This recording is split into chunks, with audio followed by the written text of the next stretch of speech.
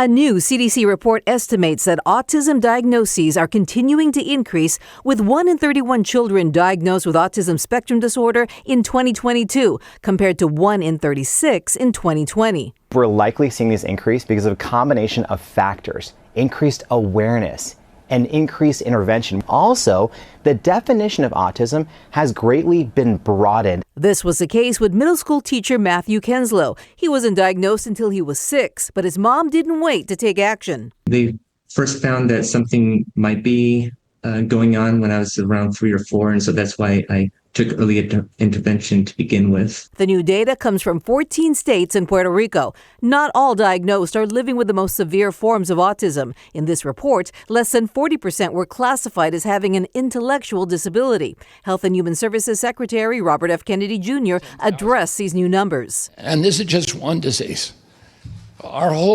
This whole generation of kids is damaged by chronic disease. RFK Jr. often speaks about rising autism rates, recently facing criticism for consistently omitting crucial context and suggesting vaccines are to blame. Just last week, he promised much more work will be done by the fall. Kenslow says any attention being paid to autism is a positive. I've heard, I think there's a lot of people who are diagnosed late, so they went through their entire lives without knowing it. Kenslow has written 2 books on his autism journey and hopes to become a full-time teacher. He credits his success to awareness and early intervention. Having awareness leads to acceptance, and for everyone that includes self-acceptance too. We need to come to terms, I believe, with what we have and believe in ourselves that we could still pursue what we're passionate to do as long as it's practical.